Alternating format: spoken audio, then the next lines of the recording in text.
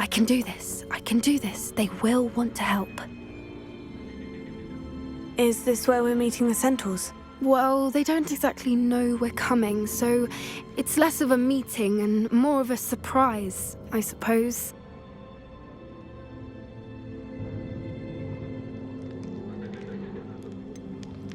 I'm not sure about this. I can't imagine they're fond of being surprised. We don't have a choice if we want to help the Snidgets.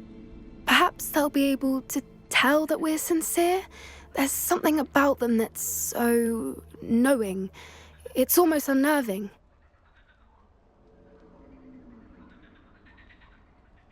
I suppose they are known for having an air of omniscience. That's exactly the right word.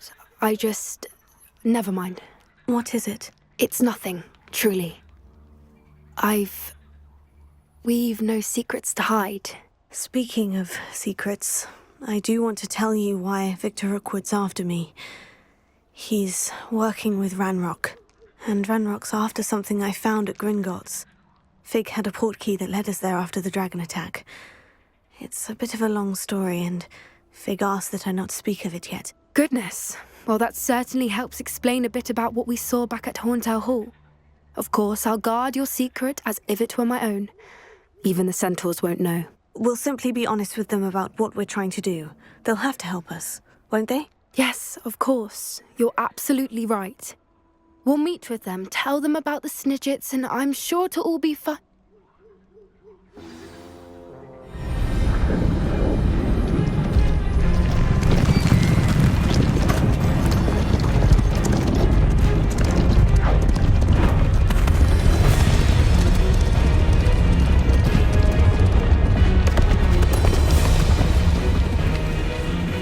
What do you think you're doing here, humans? Please! We were hoping to speak with you. Ah! I suppose you'd like a tale for your friends of the time you spoke to a centaur, and it spoke back. No, never. We're here because we need your help. Enough! You made a grave error in judgment in coming here, little witch.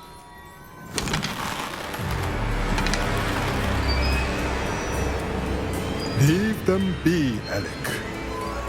We do not harm the young. It is not our way.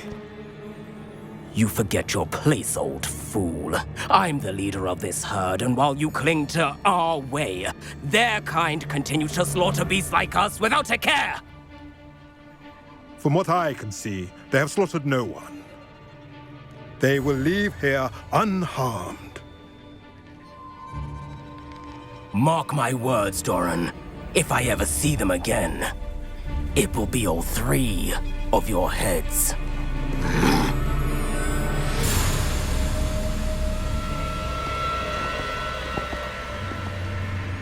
Foolish children. Do you know what happens to wizards who wander here? Now, follow me before Golden Snidgets are still alive, and the poachers are after them. They know that the key to finding them lies in the moonlight, but they don't know what that means, yet. Please, help us find the Snidgets before the poachers do. Could it be?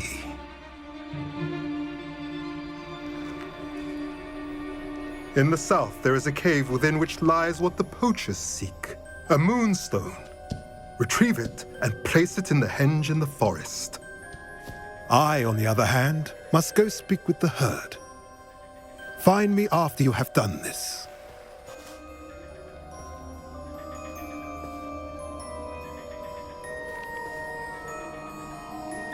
I don't understand.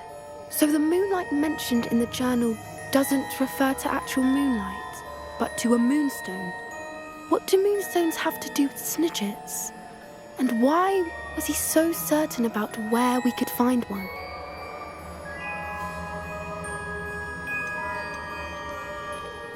Isn't moonstone all around us? Why retrieve one from a cave? Knowing centaurs, I suspect he's referring to a specific moonstone. We'll likely know it when we see it.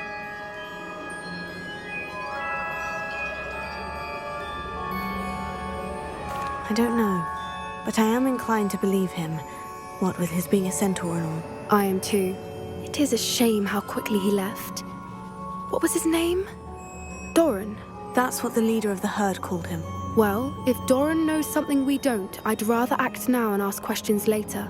I can head to the library and start looking into the cave you mentioned. I'll let you know what I find.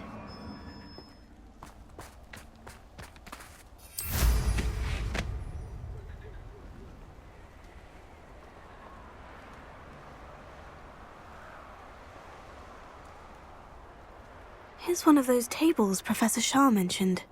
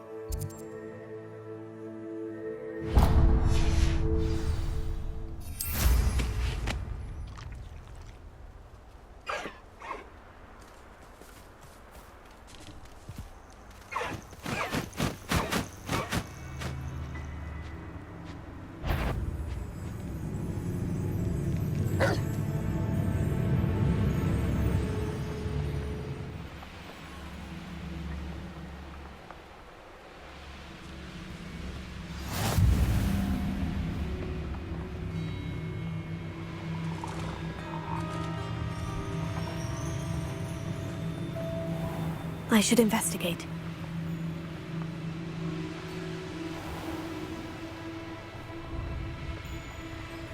Abandoned long ago, no doubt.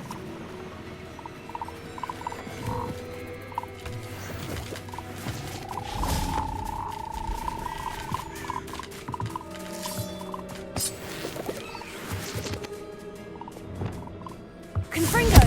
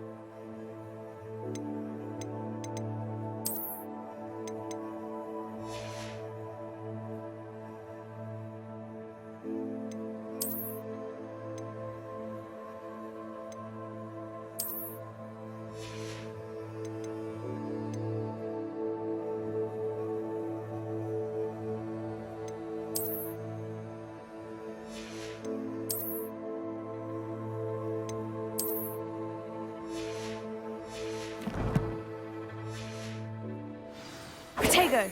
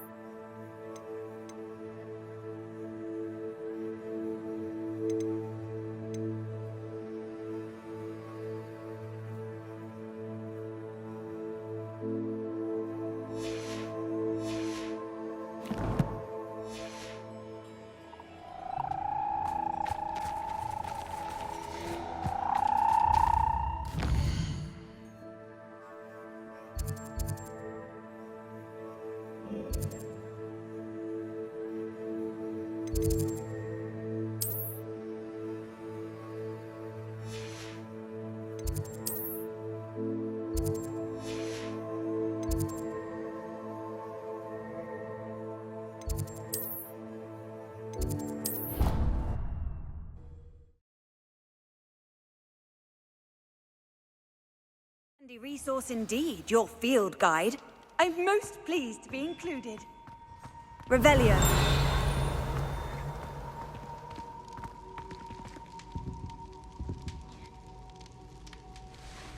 I have been meaning to speak with you. I still can't believe we escaped the Ashwinders. You may not realize it, but you are the talk of the school since you saved me that day. I wonder how everyone knows about it. I told my mother in the hope that she would be more forgiving of what I have been up to if it came from me. She likely told other professors, and news travels quickly. Unfortunately, she might, in fact, have been even less forgiving than I'd hoped.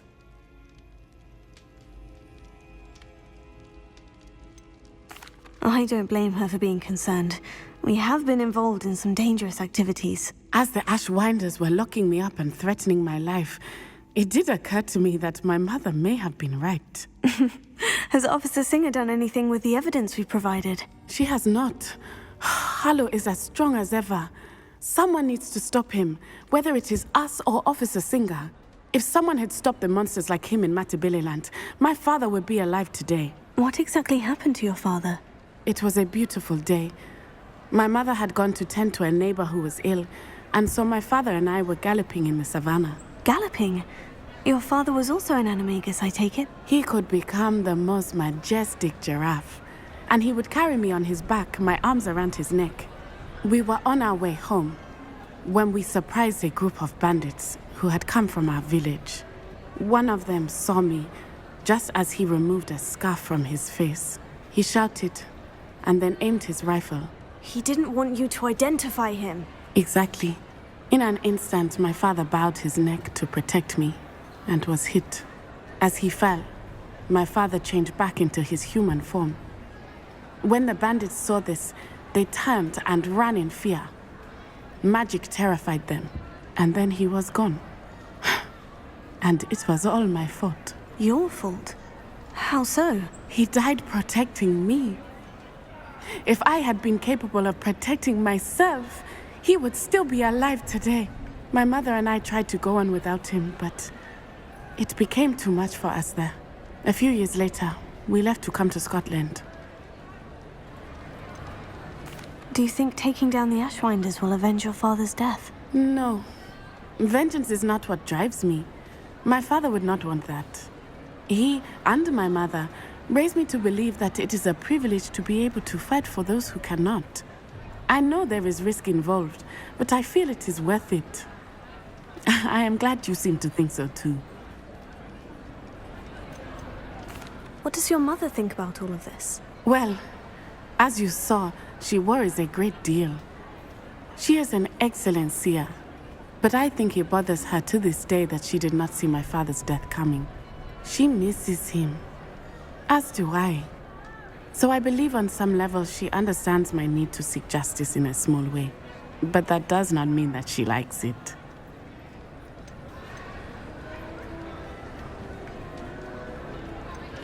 Do you think your father would approve of the things we've been doing? Oh my, that is a good question. In theory, yes. Although he would worry as my mother does. But I think he, of all people, would understand my persistence. My father never shied away from a fight for good, no matter how ruthless the foe. And I think he would have enjoyed knowing that I had a compatriot like you. I'm sorry, Natty. I can't imagine what you've been through. Your father sounds exceptional. He was truly extraordinary. And thank you for your kind words. We all have our burdens. My father had a saying about that. Yes, I remember. Rain does not fall on one roof alone. Exactly. Soon you and I will put an end to the Ashwinders, beginning with Harlow. And once he is gone, we will turn our attention to Rookwood. We are making progress, and we will succeed. Thank you again for saving me. You deserve all of the praise you have received.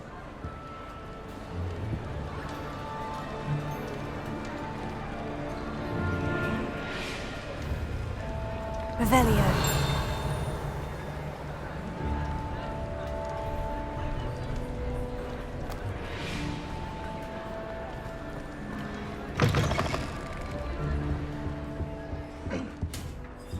Lumos.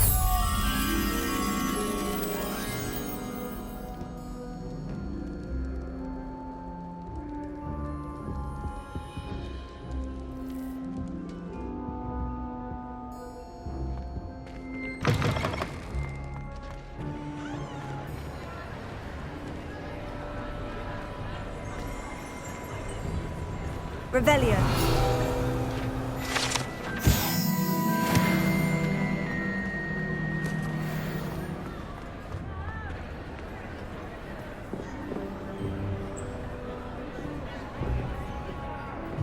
Lumos.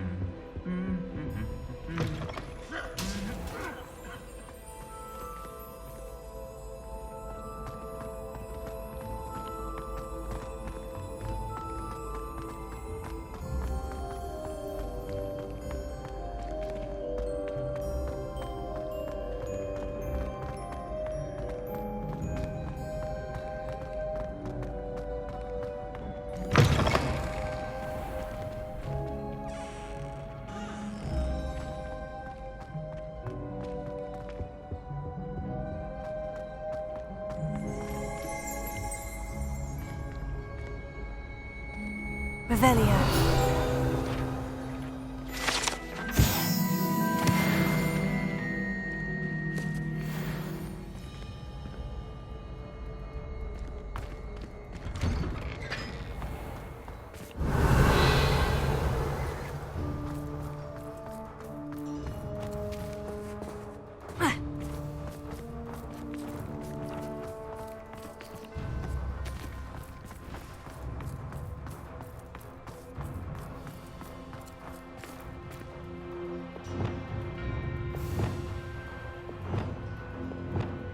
Leviosa.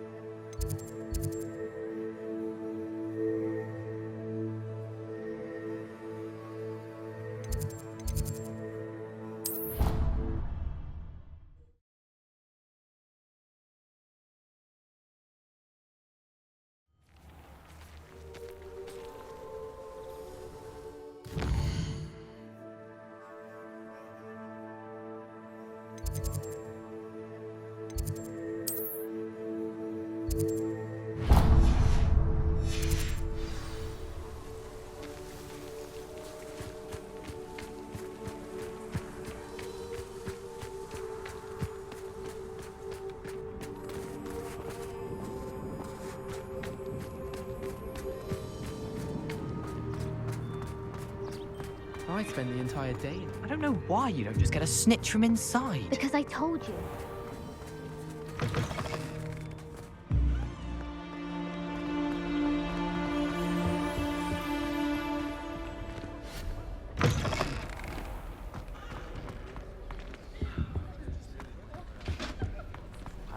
Revelio. Forgot my pillow.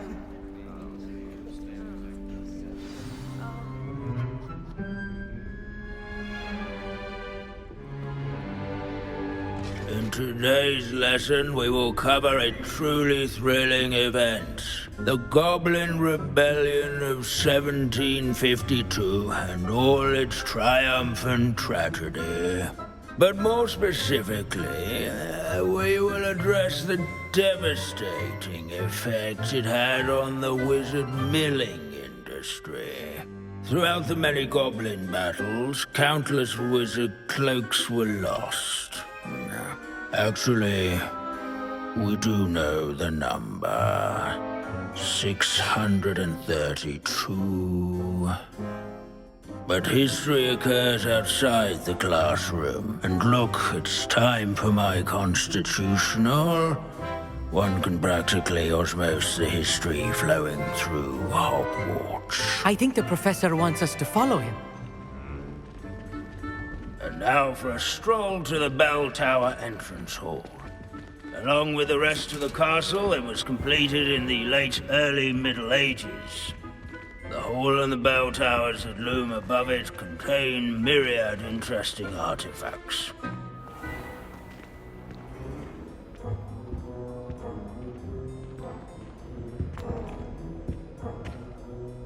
Good to see you again. Recovered from that nasty bout of dragon pox, have we?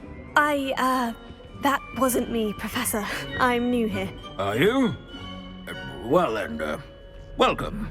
No doubt you're eagerly anticipating my analysis of various wizarding councils, codes, statutes, and of course, goblin rebellions. Not all goblins are rebellious. Some venture into wizarding politics, such as Eargit the Ugly. Some are talented artisans, such as Bragbor the Boastful.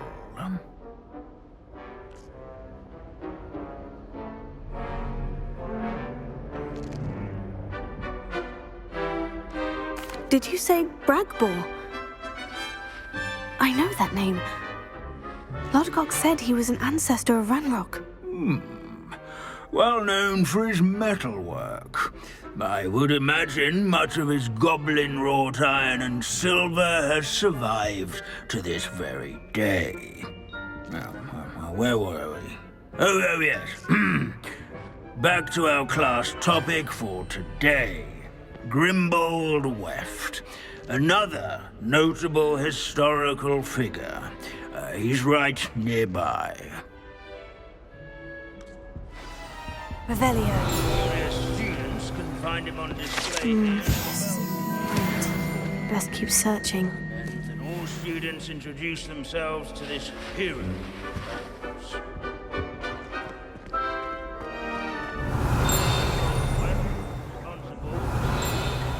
Sir Skagglethorpe the Heedless once chatted. These bits of broom are all that's left of a witch called Celine Wartnobby. Rumour has it, she was demonstrating her experimental lunar apparition chart. She was never seen again. Perhaps she succeeded. I suppose we'll never know. Oh yes, I see you found Grimbold Weft. Yes, I rather enjoyed seeking him out. The thrill of the scholarly pursuit. I know the feeling quite well. Now, let's turn our attention to the agreeability and general good nature of Sir Athbuddle. He's also nearby. See what you can learn from him for your next assignment. Standing in eternal but symbolic watch over the bell tower, Revelio. a retinue of loyal knights, or rather, statues of knights, I should clarify. Keen-eyed students will spot the statue of Sir Athbuddle of the cheerful countenance nestled among the ranks. not won by vanquishing foes in single combat, nor by slaying bloodthirsty Leave it to Binns to make the most interesting school in the world seem dull. Where his warm and approachable demeanor was celebrated This by is all a centuries-old friends and likeness of new Pangadon. Fearless mouse hunter and to devoted make the study waving companion. statues of People have always loved their pet. I find that.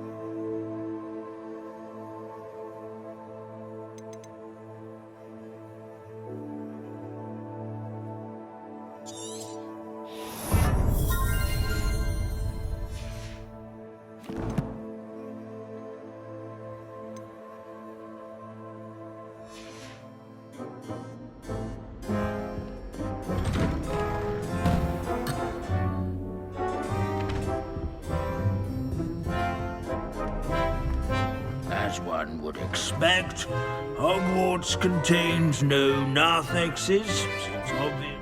Professor Binns, I found the statue of Sir Afpuddle. Ah, well done. Alas, Sir Afpuddle's affability was his undoing. Died instantly trying to befriend a basilisk. Eye contact is not always to be encouraged. So beloved was he that even some goblins mourned his passing. Of course, that did not bode well with the rest of the goblins, most of whom could not abide mourning the loss of a wizard. Goblins and wizard kind will never trust each other. Yes, well, it takes a cauldron to raise a chisperful, as they say. History does tend to repeat. It is a series of patterns, a thought both comforting and disconcerting. The wise student, such as yourself, will learn from it.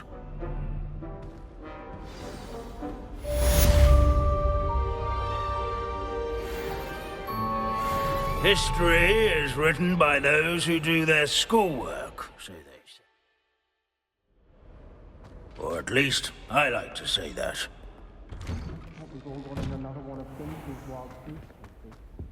How can we do so much and accomplish so little?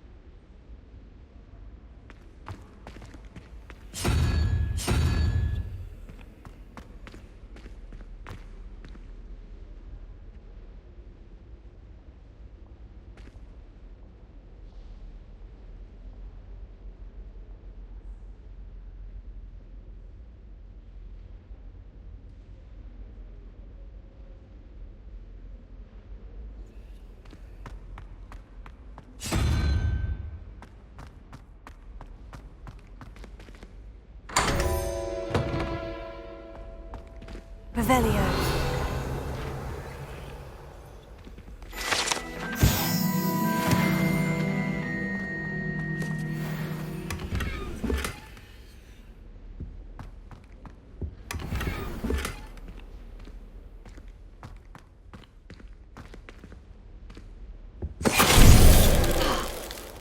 Finite!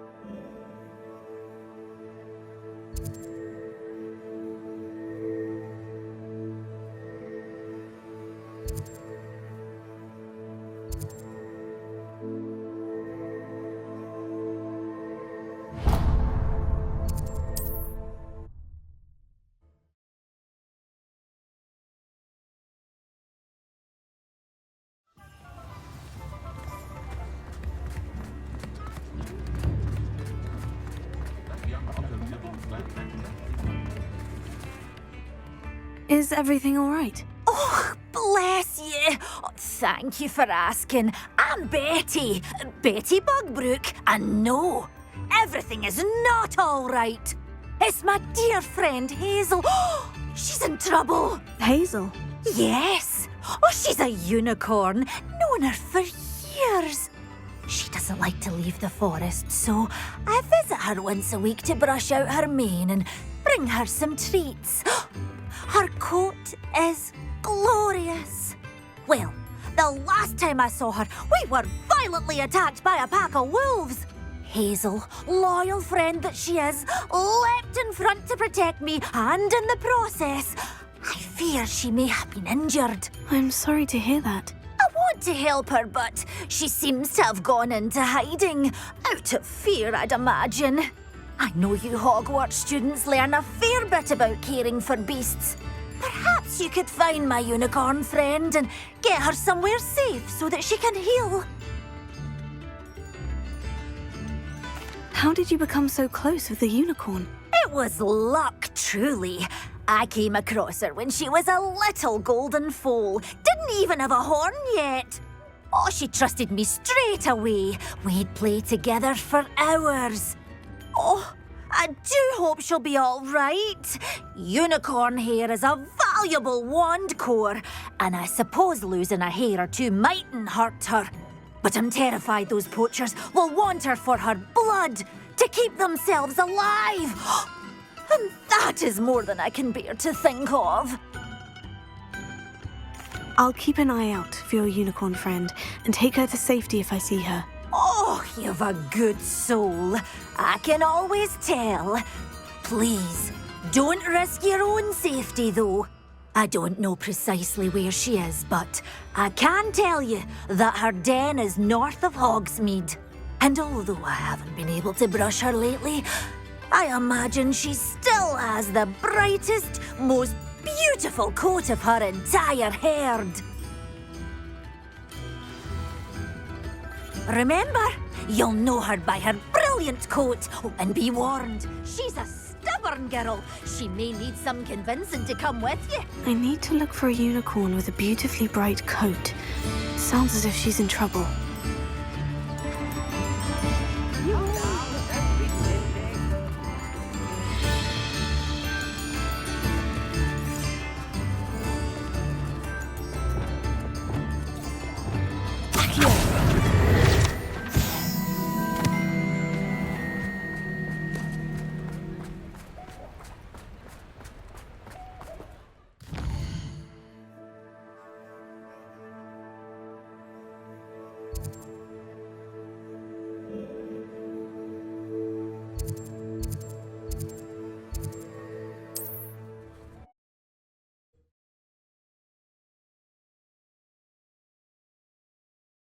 What are you up to now?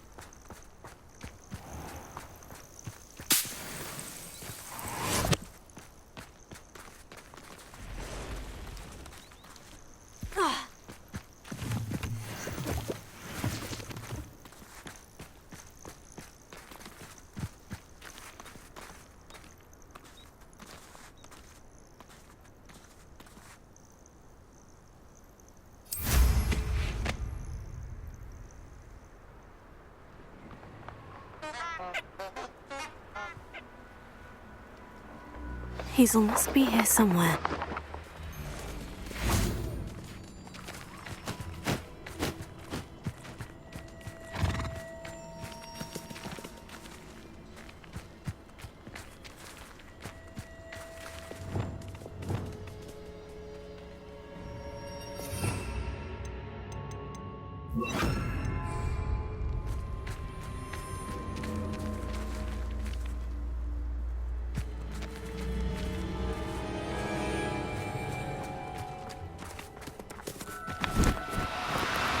No need to be difficult. I mean you no harm. Levioso!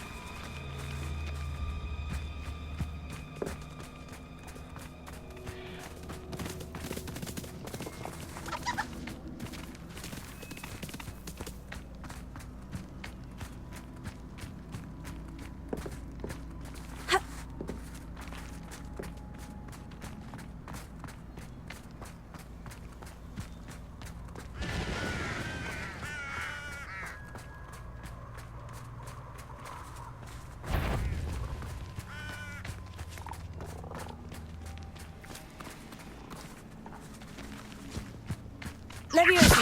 Come on, Hazel.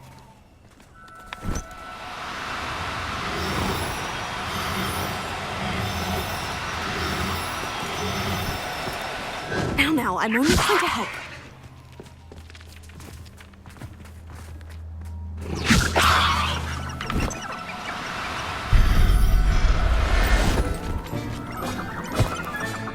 I can take Hazel back to a Vivarian now. I should let Madame Bugbrook know she's safe.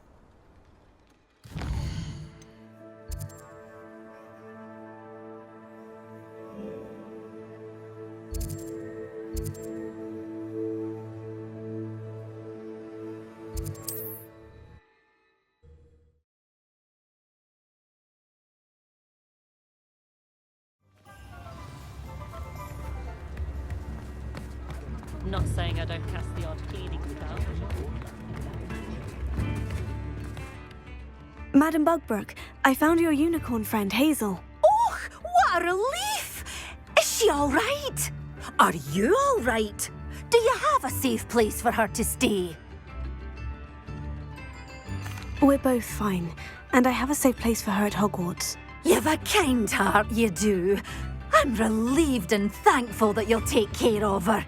I shall miss my sweet pointy pony, but I know she's safer away from the poachers.